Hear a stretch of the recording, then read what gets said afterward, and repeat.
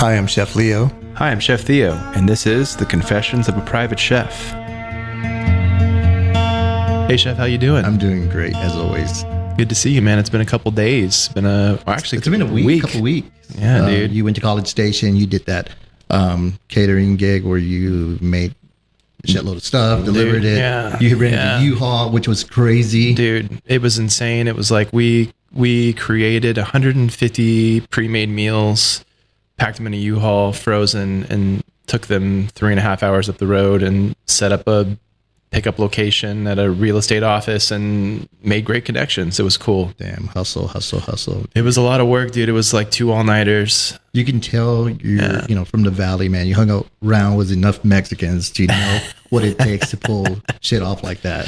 Dude, it's and like being a chef, of course. Yeah, dude. Yeah, you hung around the right people. I think at some point in my career, and probably you as well, Chef, and probably with our special guest today, is that you realize that there are certain times where you have to just push.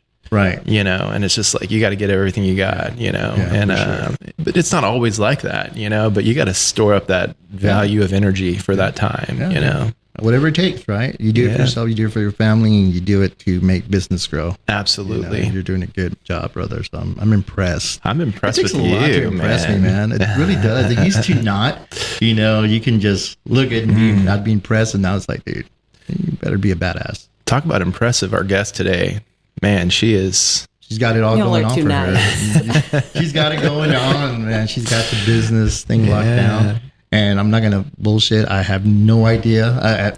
Really, a lot of what she does just by what you've told me. Mm-hmm. And literally, I just stalked you on Facebook like 5 minutes before you got, or Instagram, I'm sorry, right before you got here. I was getting ready to click on your website, and I said, no, fuck this. I'm just going to wing it because I want to be really surprised by everything she says. Yeah. So hopefully. Exactly. I think education is, she seems to be a lot about education and educating people on our industry. Empowerment. Empowerment for business owners. Yeah. So what a great way to walk into the conversation. Right. So she can, So tell us again. Okay. So we're introducing her. Yes. Kaleigh, because she told me how you pronounced it, but spelled totally different. Last name, Kaleigh? Wiese. Wiese. Like geese. Yeah, I had... like Wiese, but a good one. But my first name is Kaleei, and my last name is IE. That really throws people off. No. I had a principal. His name was Wiese, so that's easy to remember. The Kaleigh, it's going to take me a little bit of time, but I'll remember. Hell yeah. After COVID, man, my short-term memory is pretty fucked up. But I'll pull through tonight. Hell yeah. So go ahead. Kaleigh, tell us a little bit about who you are. Start from the beginning. Yeah. Start from the beginning. Yeah, let's Kaleigh grew up over here.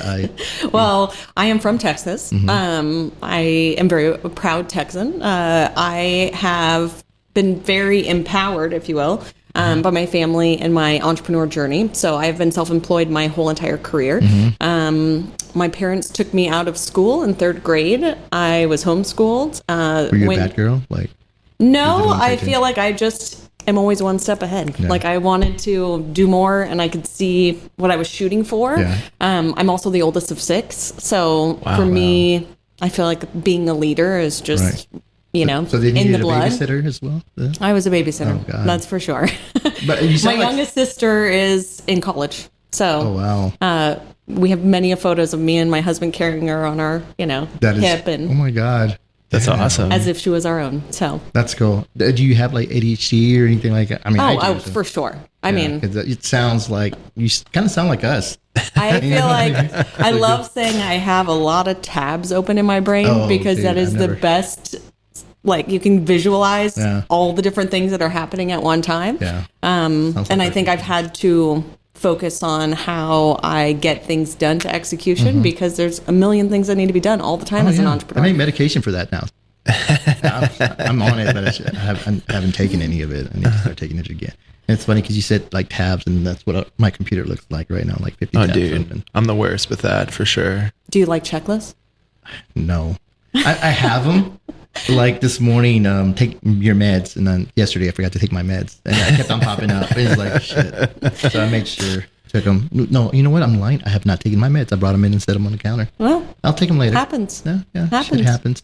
But anyways, so you knew at a young age. I knew at a young age that you wanted to do something more than just go through the same routine of going to school and maybe later on college, and then so it was just. And to be honest, I had a funeral that we went to last week in where my parents grew up, and I think it was not only the emotional, not to make it sad, but I feel like I went to that small community. And it's not a thriving community, to be honest. And I feel like I just left so empowered that we have the chance to take risks in our lives, right? And I think my mom was a stay-at-home mom. My dad took the business he was working in to Omaha, Nebraska. And so I feel like that idea of like, do the things that scare you, I'm proud that they did, because I think it put me in a position to be able to take on bold things. Whereas I could have been just hanging out in that small town, doing the things that is, beautiful for a lot of people, but would have suppressed a lot of, I think, my passion talents, and my talents. So I went to college early at 15. Wow. Was living at home. So people ask about my college experience. I was living in the basement and going to college. And from then I just knew I wanted to help entrepreneurs. Right.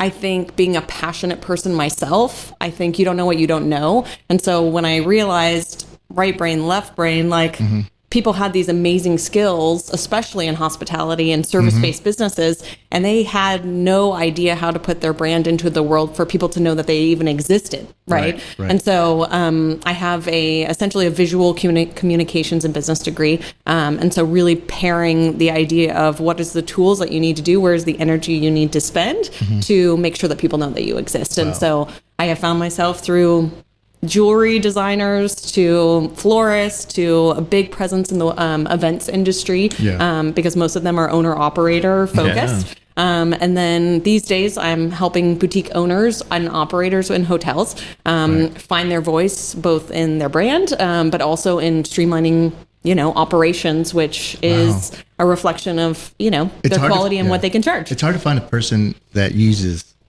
both sides of their brains. Oh, dude. Really, it is. And not to make it sound like there's a lot of stupid people out there that can only use half of it. I mean, it's great, but I mean, to be able to be creative and also be the administrative side, to be able to handle that, it's a lot going on. People don't get it. It's just the creative part.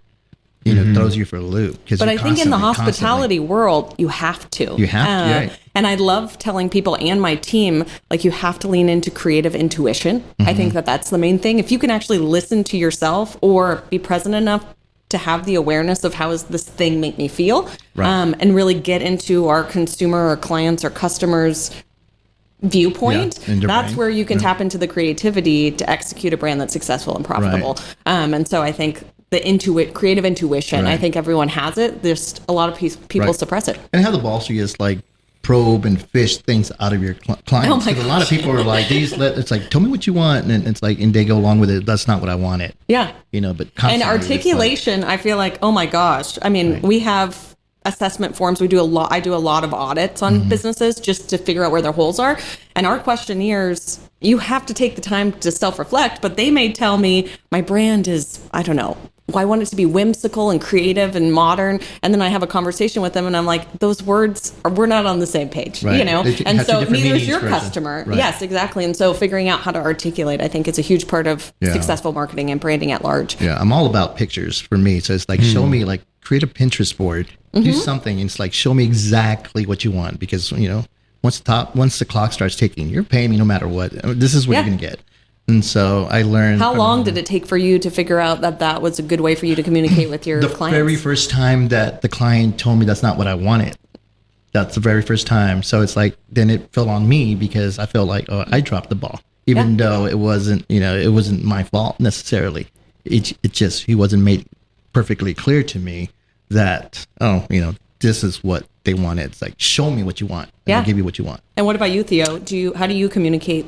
Communication is, oh my God, communication is it's different for everybody. You know what I mean? The same for some people, but different for other, So like where Leo talks about how he's super visual, I am too, However, my better half, my wife, who runs the company with me, she's a speed reader. So she can she's very text. She's a communication through text, where I'm more audio and visual. But yeah, bridging that gap with people that you don't know is very difficult sometimes. I think that as business owners, we sometimes lack the confidence to position those conversations from the beginning. Right. And I think that if you were to ask this like first inquiry call, right? It's like, well, how do you learn best? Like, why is that not a part of the initial conversation to get that information so that you can set yourself up for success more than possible? But I will say, when you really can tap into an ideal client persona and figure out who is my perfect client, you're going to find things that become consistent. Right. And then you start marketing to that person. And now you have that like niche where then your systems can align and your processes can align to best create, a 5-star experience. Yeah. Then it's just a repeat process. You use that as a template and keep going over and over. Yeah. And especially like, I think in food, it's like, I love a tasting menu. I don't want to know what's on it. I want to ask the chef to cook for me. Oh yeah. That is a very niche type of consumer, right? And then I know like my mom would be like, what is in this? Right. The portion size is too small, And so it's like understanding that nuanced and being okay with being in that niche, Yeah. Right. Yeah, it's badass. Back to communication real quick. I didn't realize, growing up and being a chef for so long, the way we communicate in the kitchen is sometimes gruff. And it can be dangerous. It's loud. It's hot. People are cursing in all kinds of languages, and there's typically like super loud hip hop on or metal or something like that. So norteño. Yeah, something. Yeah, exactly. But I was working for this big company at one point, and we started to have to go to these communication meetings. And it basically was this consultant that was doing a communication consultant, and she was teaching everybody how they could communicate properly. There was this disconnect between the front of house and the back of house, like always. And that's where I learned. I was like, oh, everybody has their own way of communicating, and you have to find a way to bridge that gap. And then applying that to working with customers, like you were saying, just that is cool that if you can get that information up front, then you kind of have that idea. It saves a lot of headaches along the way. Yeah, dude, for sure. Yeah. So that's just one part of what you do, the communicating. But once you get all that out of the way, what's your job now consist of? Like, you manage the next amount of boutique places, / B&Bs as well? Yeah. So my ecosystem, if you will, I have a business that is directly me. So like consulting, education. I do lots of speaking where people bring me out for conferences or workshops. Right. Then I have Meldine, which I started in 2008. And we essentially help owner-operator based serviced businesses with fine-tuning their brand message, with making sure that they're attracting the clientele that they want, that they can charge the money that they want. And so that's a little bit of assessments, and then also giving them a strategy and a roadmap. And then I have a team that can then execute, let's say, logo refreshes, helping them with copywriting, communicating about their skills better. And, most of those people, for example, one of the gals I'm working with right now, she's an esthetician and she's amazing at her work and she's a caretaker for many. Yeah. When it comes to her telling the world what she does and the transformation that these people feel as her customer, she doesn't know how to articulate that. Right. Therefore, she's missing the mark. And so we've been able to work closely with her for her to be able to express to the world the transformation she can create. Right. And so that's Meldine. And then I have Ode Places. And Ode specifically works with boutique hotels, independent, so not branded, which would be like the Hyatt, the Hilton. We like to have the inns, the short-term rental people who are wanting to brand their properties and get off of Airbnb. And there is strategy that is associated with that. Of course. So it is a fusion of, I love saying your brand is what other people say it is. And that has to be addressed both internally through operations and also externally through the way that, how do you stand out when you have these multi-million-dollar businesses advertising on Expedia or in Google that these little guys, I think empowering them to know how to stand out, how to get local press, how to build strong, loyal vacationers that keep coming back. And I've really just fallen in love. I think my next chapter and even just looking ahead, there's something really special. And I've had a project here in Fredericksburg. There's something special about the land. And I think that's what probably emotionally triggers me, is actually the story of what I'm able to do, and being able to take that story and empower the owner of that land today to tell that story and make sure that they have a profitable and income generating business, because none of us are self-employed to be hobbyists. Oh, no, totally. No, and being self-employed, to me, it's like the hardest thing you can do. Yeah. Really, it is, because it's easy to get up and jump around from place to place. Oh, yeah, dude. And just survive. There's surviving, and then there's living. So for me, living is what we're doing. Exactly. We wake up. We know we're not making any money sitting here, man, but we enjoy what we do. Breathe. You can breathe life into everything later on that day, because we feel fulfilled with the little bit that we did to either get out to the world by some form. So yeah, I totally get what you're saying. It's like but it is very hard having a business, and so you got to work your ass off at it, and hopefully it pays off in the long run. And Theo was saying, you hit it hard sometimes, right? And it's like, and other times due to family circumstances, due to health, due to pandemics, whatever it might is, like there is times where you actually have to rest and take advantage of the rest. Yeah. And I have a business coach who says, like, rest, execute. And I think that when you're in those executing moments, that rest is either coming or that you've had it, and you're planning for that next downtime. But when you're hitting, the fire is flaming, I feel like it's so energizing to be living in your purpose in that way. I so wish I could do that, like rest, execute. I can't. You can. Mine is like execute. And when my body tells me to rest, it's because like I can't do any. I can't, like, literally can't get up. So like just pass out on the couch. Yeah. But you hit a really cool topic a while ago with being here in Fredericksburg, dealing with stories, with the landowners and the B&Bs, because we have tons, like hundreds, thousands of B&Bs here. And we've noticed that the market has slowed down here the past year, and because I have tons of friends that have a lot of B&Bs, and so they're like competing with the bigger reservation services besides VRBO and what's the other one? The Airbnb. Yeah. So the problem is, what they're complaining about and bitching about is that they're slashing the prices half or whatever, so they can't compete with that.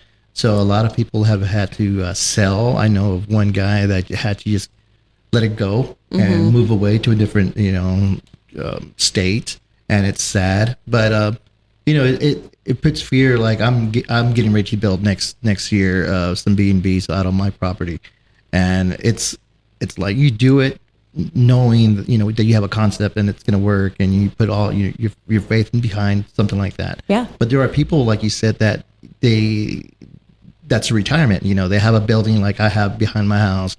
They rent that out, and now the law has changed. So for people that want to start a B&B, they have to live on premise if you're not a commercial B&B place. So that's a little tricky now to get. So a guy can't come from California, buy a house and say, I'm going to turn the back into a B&B, and this is going to be my house, and then rent it out. It's tricky. So what are you doing to kind of offset or kind of help, like the business wise, like Fredericksburg community and surrounding areas, to kind of help boost and grow to where people aren't dealing with the fear of not being able to have a B&B, It's complicated, for sure. I can imagine. And there's multiple things I'd like to say here. One, I will say independent lodging, if you look at the data, it's what the traveler wants today. So non-negotiable. And the big guys are literally defacing their branding on the outside of businesses to appear more boutique, because they know that that's what the traveler wants. Data would also suggest that if you are within 3 hours of a major metropolitan area, that is where people are vacationing. They're not, they want that quick weekend getaway. So I do think that the need is there. I think that it has been very oversaturated by properties that have not put the intention and story behind why should you choose their place over other places, right? My husband and I have several rental homes, and when you break it all down, there's pain in the ass things that happen all the time. I got a text this morning and they were like, maybe our AC is not working. Maybe it is. We're not sure. But lodging is a 24/7 business, non-negotiable. It's 24/7, and you have people and lots of personalities coming and going.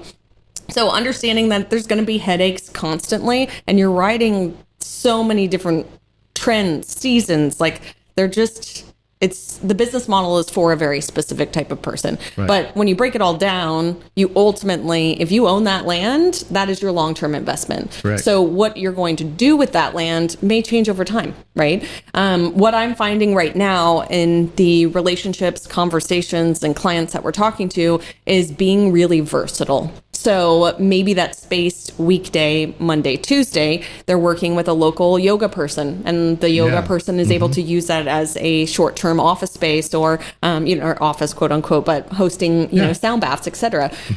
We're doing a lot more with what are alternative ways of revenue that you can bring in or stack. So maybe you can offer, obviously alcohol gets a little complicated because of gifting, but there's other things that you can offer that are great increases, or in a community like this, building the relationships or having the chef come, and it is up to the business owner to put together a sales strategy that can allow for that additional revenue. So I am seeing bookings down, but I am seeing the desire and the data at large that the traveler today wants experience, they want rule, and they want something that's drivable. And I think that in almost every conversation I have, they have that magic. It's just a matter of what are they doing to put more energy into repositioning really why choose them, Right. And also I think there was that trend where it was like people were flipping houses, and it was like you walk in and it's sterile white, and it's like I don't feel inspired in a space like that, right? And so I think it is creating in the lodging side, people say their CapEx money, they're getting creative with how to use it to be able to keep those properties up to date, but also more appealing.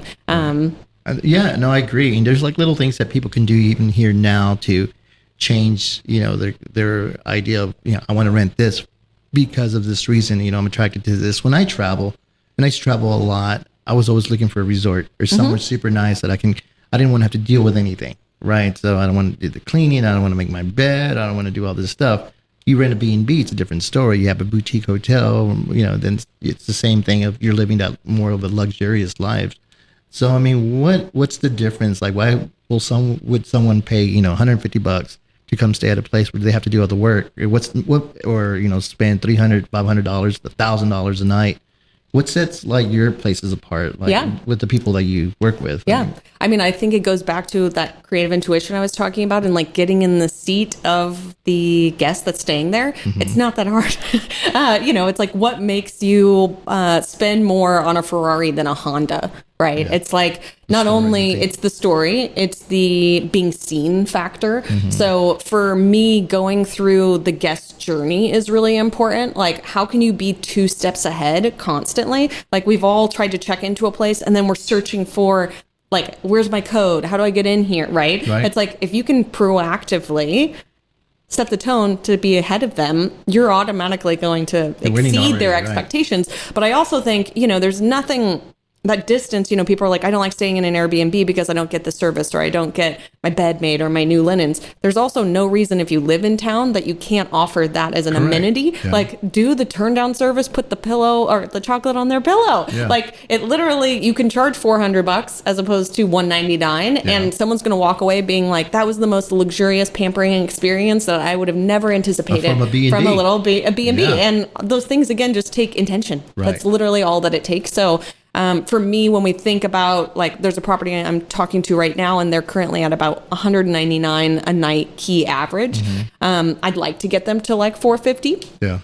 So there's a couple things that happen. One, they have a Sprinter van right on site, and so there's like, okay, they have someone to be able to move people around for dinner. They have like all these little perks that we can build in, and that little handwritten note when they get to their room is a lot of value, And I hate that, we call them B&Bs and no one's doing the breakfast. Dude. There's not no pastries. I mean, how much does it cost to go to HEB and buy a thing of muffins, right? Leave it in the basket, make it nice.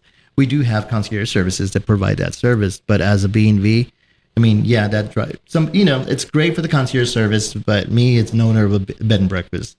I mean, these are things, a little detail that, that makes the big difference. Absolutely. People want to come back. I think, food and beverage and That's your passion. Numbers That's your love. I mean, I love experiencing it, but the business side is not my territory. I will outsource to guys like y'all.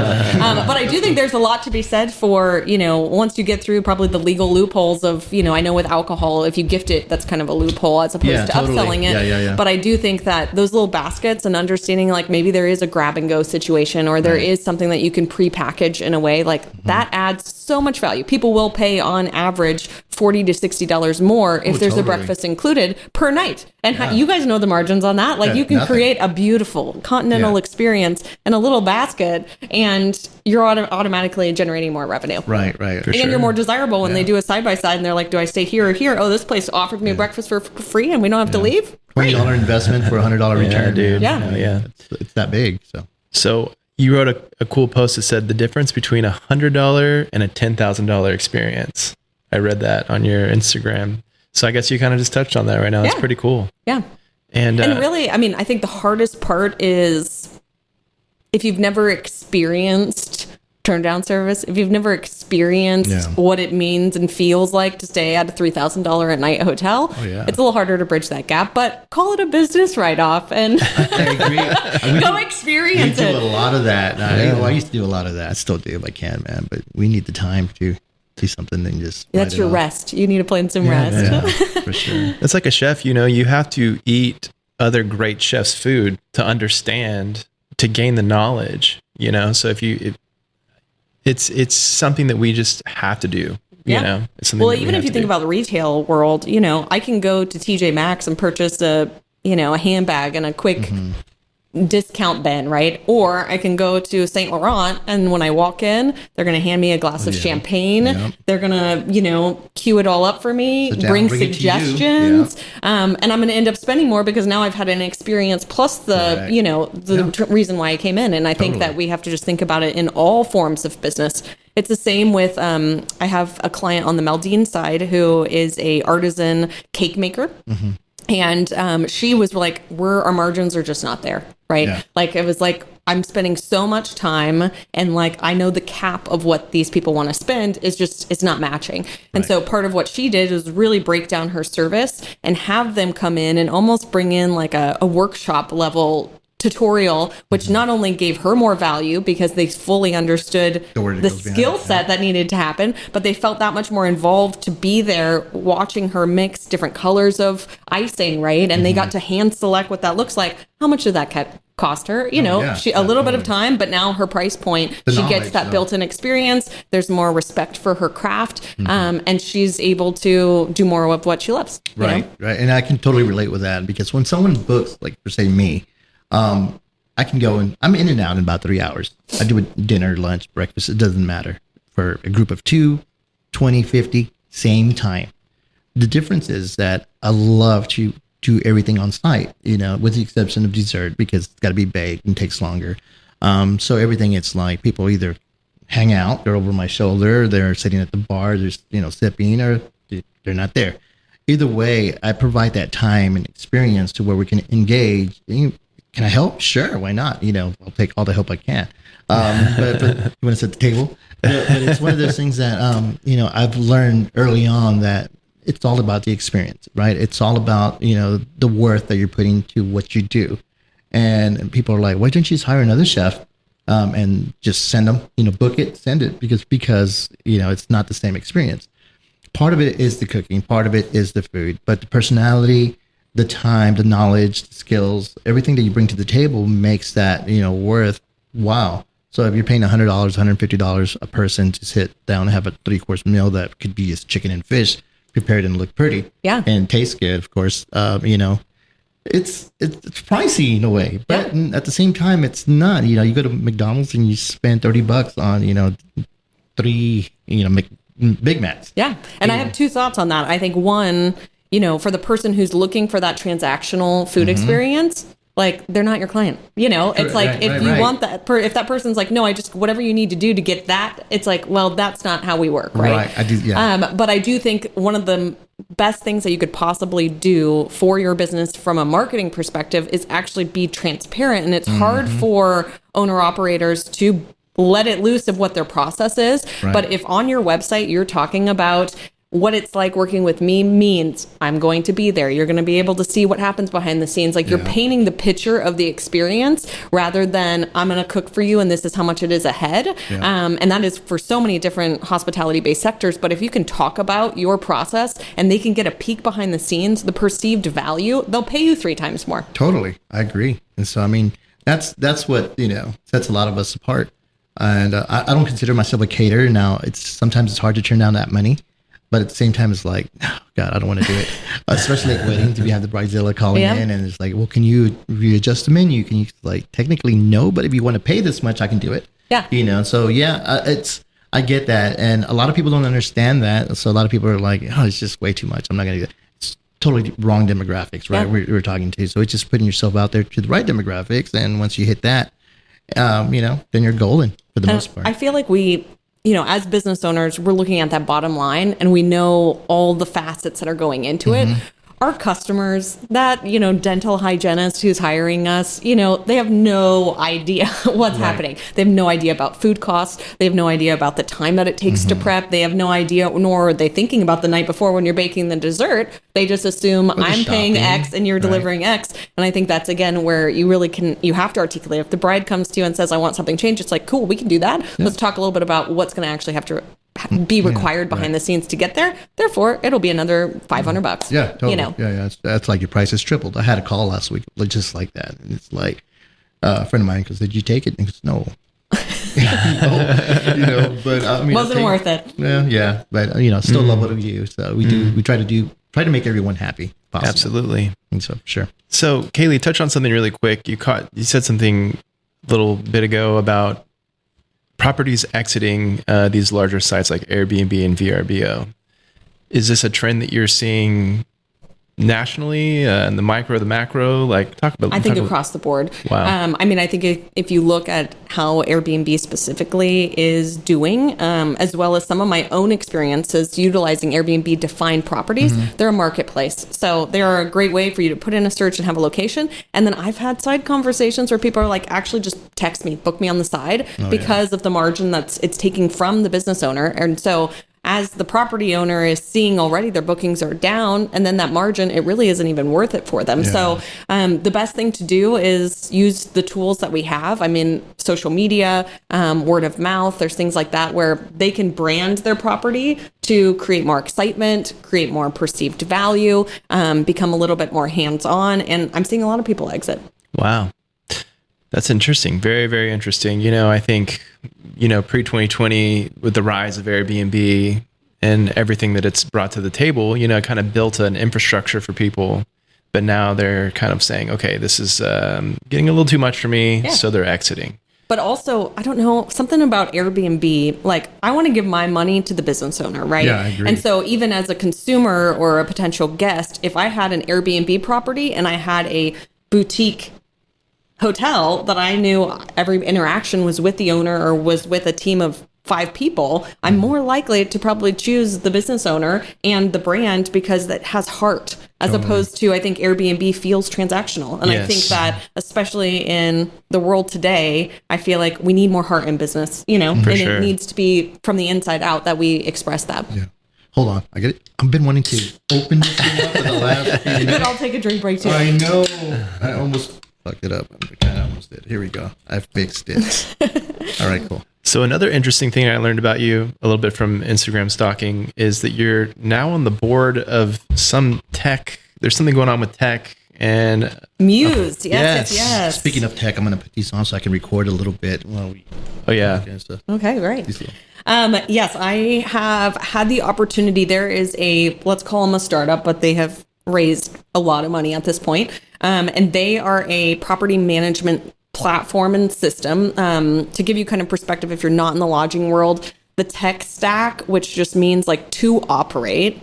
If you imagine every single touch point, it's like not only internally, if there's a toilet clogged, right? There has to be a way to communicate internally and track all that, but also with the guest from the moment that they book to the reminder emails, the reminder text, there's a lot of moving pieces, and then you have payments, you have all these layers. So in the past, it's been a very convoluted tech stack where you might have to have 7 to 10 different services that you're paying for that all have to integrate together.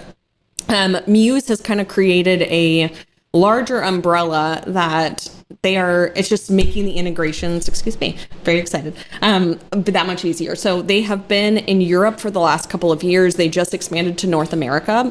Their specialty is really independent properties and helping reduce labor concerns across the board. Even in a place like Fredericksburg, it was very challenging as we were hiring for that property to find the skill set to execute on the vision. And so figuring out how to empower those employees is its own category, right? And Muse has a lot of AI that's incorporated now where you can search in systems and protocols, and they've got a lot of optimization and data around where does the consumer want to interact with the human and where do they do not. And most people are comfortable checking in on by themselves now, but there is that person that they want to call if they can't find something, or that they want extra hangers or towels or whatever it might be. It's kind of like a virtual concierge almost that you can have also. Muse, right? And Muse will allow the owner to have the ability to serve in that independent role, if that makes sense. Yeah, so totally. They are the software company, and I'm very proud they asked for me to be one of their North American ambassadors. And my team has gotten a certification to be able to help onboard independent properties who are looking to streamline their internal systems and then market more efficiently. So it's exciting to see. There's some really notable small boutique properties around the U.S. that are jumping on board. And I think the future of tech and automations, and we're all used to talking to a chatbot in shopping, et cetera, et cetera. If you can imagine that 24/7 need, most of the time, if you look at the questions that people want, they want the Wi-Fi information. They want a reminder about when checkout is. And there's a lot of really awesome integrations that you could do to, again, be that few steps ahead. Morning of checkout, they're getting the text that says, as a reminder, this is what that looks like. Hey, you want to take a robe with you? Take a robe, we'll bill your credit card. So cool. There's a lot of retail upsells that I think also help put money back into the owner's pocket. Dude, my brain is just like, my wheels are turning because it's like, how can I use that? For what we do. We could definitely, you absolutely can. Because I'm like, the amount of questions and texts that I get every day about, hey, what do you provide? It's on my website. Everything's on my website. No, people don't read. Yeah. Maybe your wife. Yeah, she does. But there's readers and skimmers, and most people are skimmers. Yeah. So, I mean, how would that benefit us? I mean, I'm sure there's tons of things, especially like on upsells. Like, hey, do you want to buy a shirt or an apron? When we leave, how about a knife? Those are things that we're kind of missing the boat on. That would be amazing. Yeah. So, I mean especially like your curated items would be, to me, if I was already hiring a chef, like what a keepsake to be able to take home with me. It makes you feel a part of something. Right. So, I think it would be really cool. Especially you on what you're doing. Oh, yeah. I feel like if they're a dine-in dude, customer, they will be proud to. Or even order a casserole next time or whatever, for your breakfast, for the and you can automate all of that, so it will drop it. The communication platform is called Akia, AKIA, and I do think that it serves independently outside of Muse. That might be worth y'all exploring. It's a communication platform that integrates AI in the most natural way that I've ever seen. Well, that's pretty cool. Wow. So how did you get hooked up with that?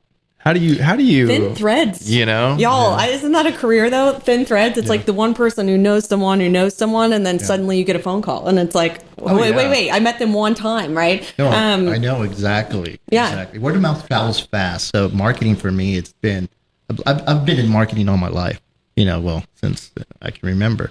But it's like, it's very important that you leave a great impression, right? And word of mouth, for me, it's like the number one way to create more business. Yeah. And don't be afraid to ask for referrals too.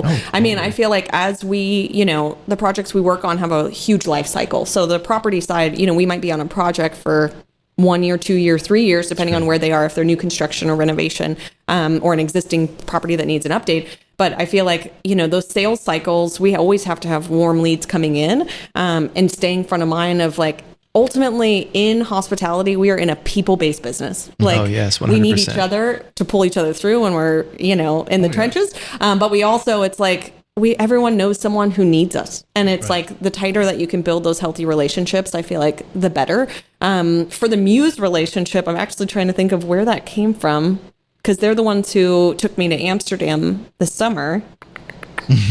Does it matter? Yeah. You're in, I mean, you're literally, in. yeah. Like, And you're in, similar, you're in. I'm very deeply associated with American Hotel and Lodging Association, and I had met a woman who doesn't even work there anymore. And she was like, whatever you do, this can help people, and introduced me to one person who's now put me on stages, who's, great. driven a lot of business for me. So I feel like, It's don't great, burn any bridges, because it's always, those thin threads exist. Yeah, we were talking about it before you got here, and it's like you surround yourself with people that are better than you.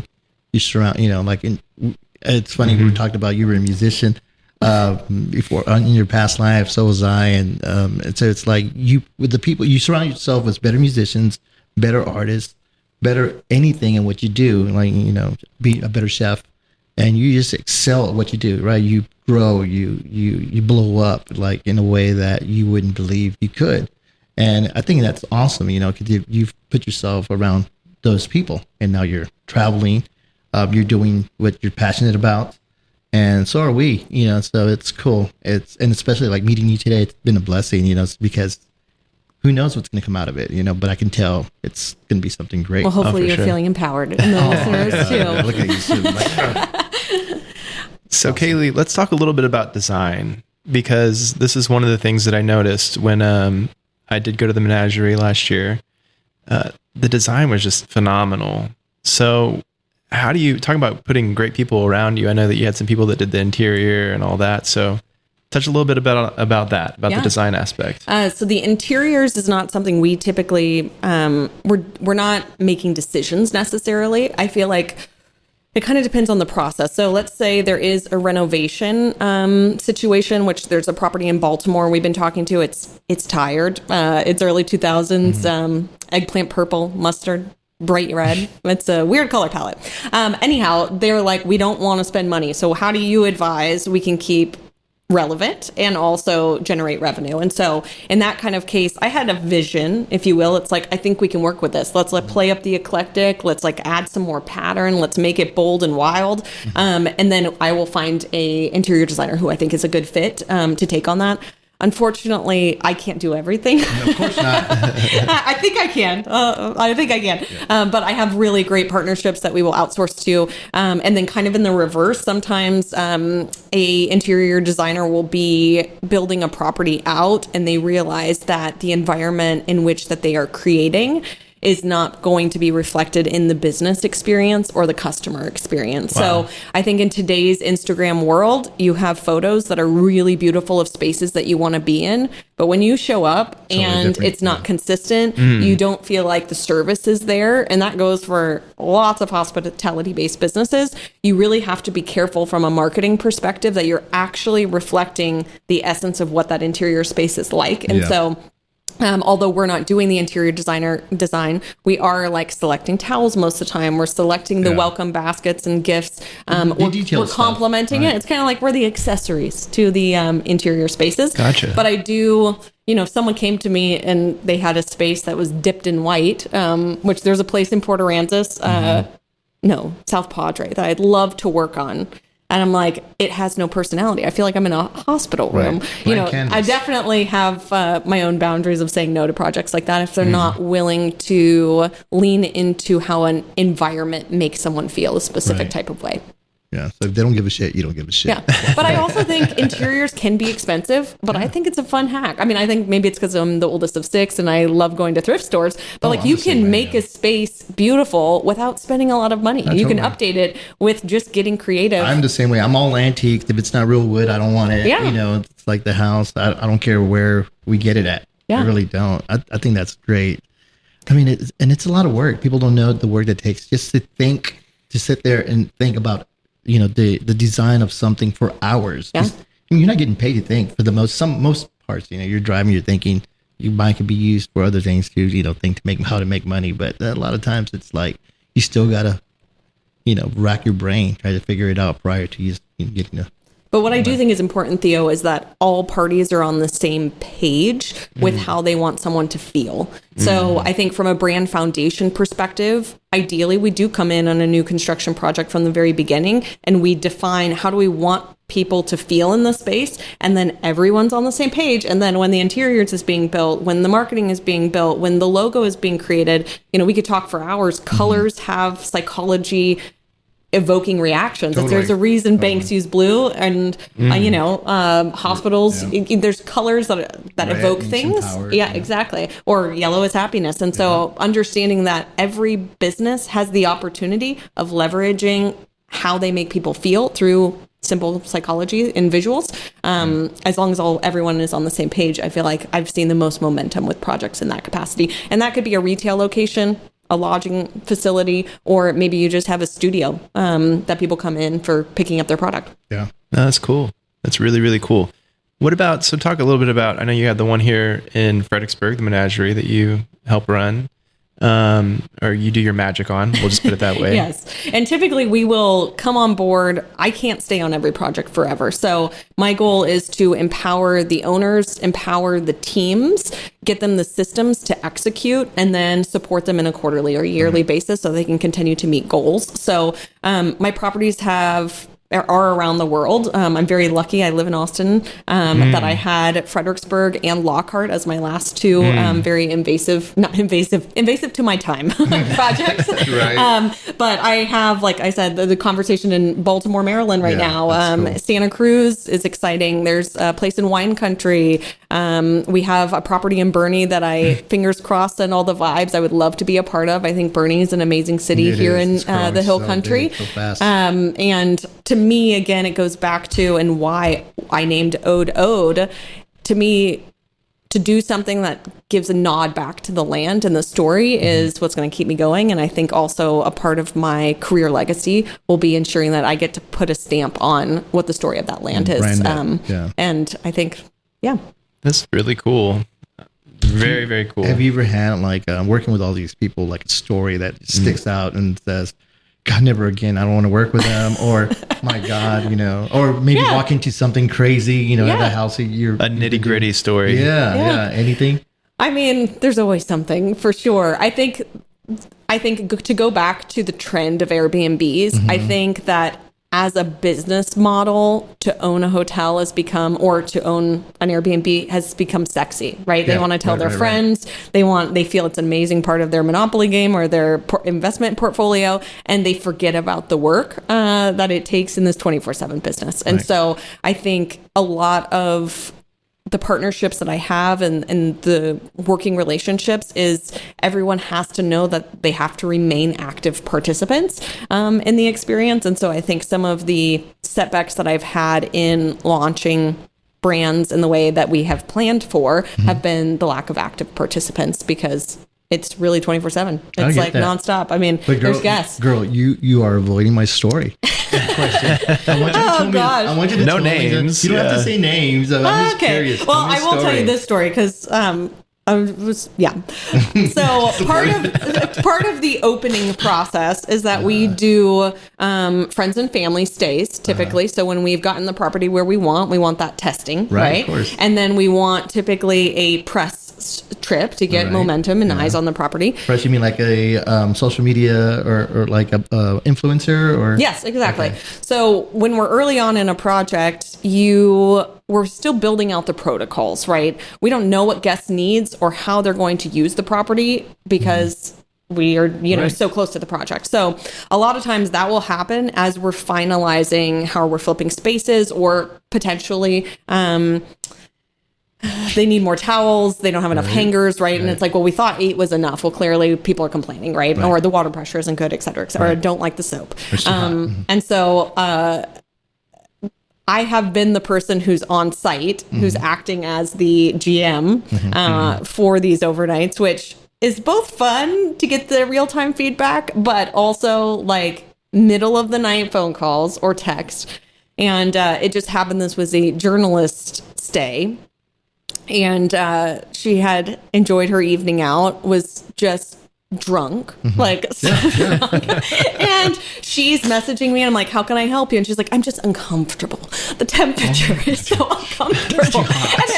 And I'm like, okay, well, I went over to her AC and she's like, maybe can't see straight. And we're trying to adjust. I'm like, well, what temperature do you like at home? And then she was like, well, maybe around 70. And I'm like, okay, well, let's turn it to 70 and I'll check on you in a few minutes. Now she's too cold. And I was literally, it was a 3-hour experience of her getting comfortable. And to me, I'm like, you have a very lush, okay, you're too cold. You have a very lush robe, and then, and slippers, and you have socks here. She then proceeded to ask, she ended up with it like 68 and then wanted 3 blankets. And I'm like, on the property, we didn't have extra blankets.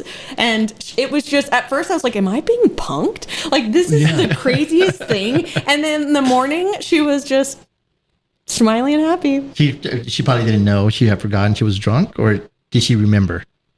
She was treating me very nice, but I think she knew I was probably like, you have driven me crazy. You are free to leave. But it kind of sounds warm to me. But I feel like I'm obviously, I don't work 24/7 at a hotel myself. So I think it is also very refreshing for me to have those opportunities, because I think to the service industry at large, for all of you listening and y'all, it is hard work. And we are sometimes abused verbally. We do the grunt work that no one ever sees. And I feel like those opportunities happen, I think, and there's no blame on you when you have that complaining person who cannot, it's a them problem. Totally. It's a them problem. But what they say, the customer's never wrong. No, fuck that. They're always 50-50. No, I agree. I know you mentioned just the self-reflection after any experience like that. Instead of taking it personal, it's like, well, maybe I didn't ask the right questions. Maybe we didn't prepare them for the stay that they wanted, or XYZ. So I feel like always taking those opportunities to do self-reflection is a positive Make thing. little corrections for the next time so you don't have an issue with the... Yeah. But I think on the contrast of that, I think what's beautiful about the lodging world is seeing people create real time experiences and memories in locations. And I know before we talked about, I have a tattoo on my forearm that is significant locations to me that have been meaningful for various parts of my life. And some of them I maybe have went to one time, right? Had this one, this afternoon that was memorable, right? Yeah. And understanding that it is a leisure, the work that we get to do in hospitality for many people who may have these experiences only a couple times in their life, and understanding how significant and empowering our work is to have that impact and create that memory for them, especially with food and the work that we get to do. And they're going to be talking about that meal. They're going to be talking about that overnight, the rest of their lives. And to be a part of that, I think, is the most exciting thing about my work. To be a part of that. It's magical. Yeah, that's totally badass. God, you're a badass, Ashley. Well, thank you. Yeah, no, thanks for interviewing me. No. And again, this is kind of a thin thread. I hired Theo for a project, and haven't talked to you since, but this is perfect. Here we are. And I think I knew you all of like 35 minutes that day because of you. My team was helping. Your team was helping, but you had a lot going on. And I just remember that you were very direct. You knew what you wanted. And I respected that. I was like, oh, this is great. I hate wasted time. That's my... Did Theo drop the ball and like, well, that's going to cost more. Let's talk about this because I will do that. No, she showed me around that property. It was like record speed, and I felt like I had like the best tour in like 2.5 minutes. It was great. When you told me where you were cooking, I didn't know. I never knew the name of that place. That place used to be pink in the beginning. It was yellow and white. So I remember that house when I was a kid. I used to go in there. My father was a good friend of the owner, and they both played piano. So they would hang out like the back room, and it was crazy because. And the piano is still there. Is it? Yeah, that's so badass. Is it Steinway? Can't remember. It's a very nice piano. I know that. It is a very nice piano. They have kept it tuned. So they're running without us, which is amazing, and have a great management company here. And if anyone listening, the Menagerie, which is on 302 West Travis, drive by. It's a bright pink house, and it was the original mayor of Fredericksburg home, and it was built for him and his wife Ella as a wedding gift. And I think being a part of communities like this is like just warms my heart. I love pulling into Fredericksburg, and I feel like what y'all are doing in terms of innovating for culture and taste and the combination of hospitality, and of course every city has its quirks. Well. We were talking about this earlier. It's like people listen to us. We have listeners from 7 different countries, over 150 different towns are listening right now, and it's we thought it was just going to be talking about food every day or something like, and it just evolved into a lot more. And it's cool to be hitting these the entrepreneurship thing. It's just mind blowing for me. I didn't think there was so much, and I could learn so much from every episode that we produced. But having you has been eye opening for me, and I've made mental notes, which I'll probably forget because of my short term memory thing. So I have to go back and look at the video or hear the audio. But thank you. I mean, it's been a blessing having you here. When Theo told me, this girl's she's got a big personality. He goes, good. And I think that's awesome. Let's run with that. And having you here, it's like, wow, it's like instant friend. Yeah, so, I feel the same way. Yeah, cool. So if somebody wants to know about, how to book you, how to get you for any of the projects or things that you do, what's the best way to tell them, Instagram? I mean, I love problem solving. So any owner, I love talking to. Like, pick up the phone call. I'm not going to charge you. Let's just chat, about your problems.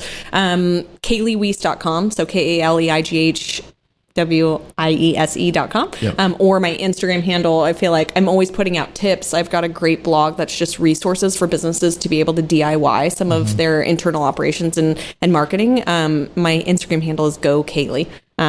Which I'm on the run a lot. I travel a lot. And so ironically, Go Kaleigh has really was a manifestation for me. Makes sense. And then if you're interested in any of our agency like services, that's Meldeen, Meldeen. I have an amazing all-female team who just believe in the business owners and I think do a great job showing the heart through the marketing world. And then Ode Places is where all of our lodging world lives. And yeah. Cool. Yeah, I think I met a good amount of your team that night. I guess were they all Meldeen people? Yes. Cool. Yeah, they were all phenomenal. We have a couple that work on multiple segments to help support the ecosystem. But I have six females and some wonderful contractors who help with other outside stuff and beautiful partners who help across the board. So, oh, girl. Well, I mean, you have a lot going on, and maybe here's another thing. I mean, you were great at the podcast. I'm not sure why you don't have your own podcast. Time. I mean, we would say that too, but I mean, we're really busy and I make time. So I think you could do it too. Okay. Well, have me back too. I think we could talk a lot more of some other topics. For sure. 100%. Yeah. We would love to have you back. So very cool.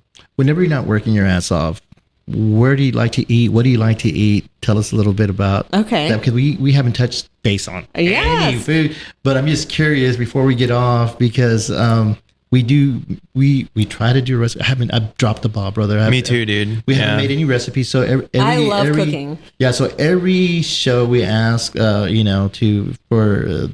visitor, the guest to do a recipe with us. So we have different, themes. So let's pick your brain and see what you like. That way we'll just go off of that. Totally. Well, I was going to tell you what I made this week. So I think we just moved and I've had random stuff in the freezer, random stuff in the, and I love being able to pull something out of nothing. It's just totally so fun. Yeah. And I hate making the same recipe over and over. So I usually like to experiment, and I subscribe to Bon Appetit and Food and Wine. Of course. But I had some random soba noodles, did a roasted corn on the cob and asparagus diced up, a little turmeric. Mm-hmm. What else was in there? Purple onion. Lemon zest. So kind of made this real fresh, summery noodle salad, and then a big old scoop of salted ricotta on top. Oh, wow. With some pistachios. Can't forget the pistachios for a little crunch. Dude, that sounds pretty. And it was just so good. I feel like I've also been making a lot of creative tuna salad. Because it's easy, and it's like you usually have eggs, you usually have tuna, relish and a good onion. I mean, I do chicken salad. I can't do tuna. Well, canned fish is having a moment in general. You could go away from tuna, but that's true. So what do we say? I mean, I like the noodle concept. Yeah, that was cool. That was you hit multiple cultures there. Totally. I like that. And I told you the turmeric I added too. Yeah, I know. I love it. It's like I want a layered. Yeah. I like a little flavor. Moroccan, Italian, with a little bit of Tex-Mex Japanese from the But soba. a soba noodle would be more Japanese. Yeah, totally. That's what I'm saying. But you put the ricotta on there? Yeah. Yeah, that's what I'm telling you. There you go.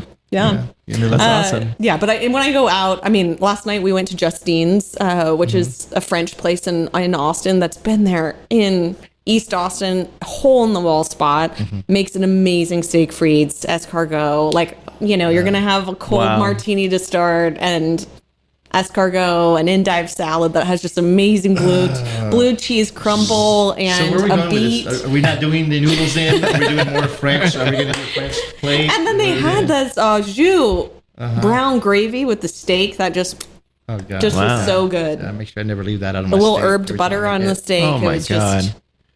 Kaleigh, what are French we making? bistro. Come on. French bistro style. Yeah. One of my favorites in Austin, and I said you'll never find it on a top food, but every time the ingredients, the service, the atmosphere, it is just the spot. Justine's Brasserie. Okay, so what are we making? French style country food. French style. Okay, French food. All right, cool. French food. I That's mean, easy, man. you're in the region of meat. You can find a good piece of meat around here. Dude. Yeah, Hell we have yeah. no problem with that. Yeah. We might do bison. Oh yeah, some bison. Yeah, for sure. French. Throw it together. I don't know. With some soba noodles. No, let's have noodles. No, we're staying away from that. If we're not gonna do noodles, we'll do French. I'd rather do the French. Let's do that. That sounds good, man. Well, cool. I think this was so today for people listening on Spotify or Apple or wherever they're listening to. Thanks for listening. Make sure you follow, share. Leave a comment. Yeah, for sure. That would be cool. But also, you'll be able to see this episode on YouTube. The first one. Yeah, I know. I know. You guys can see us. I know. It's crazy. So this was the first time we did a video podcast. We're hoping that to do more, I hope. And thanks for hanging out with us today. Yeah. I think it was mind opening for me. And we hope to do it again with you. Go Kaleigh. That's your handle. Yeah. Very easy to remember. Yeah. Go Kaleigh. Go little Kaleigh. I need a jingle. I know you do. Since you play guitar, do the screaming bad thing. Maybe scream it out. I don't know. It might be cool. Cool. Well, thank you for having us, Chef and Kaleigh. I look forward to seeing more of your inspirational content. So thank you. Thanks for having me. All right, Absolutely. guys. See y'all later. Bye. Bye.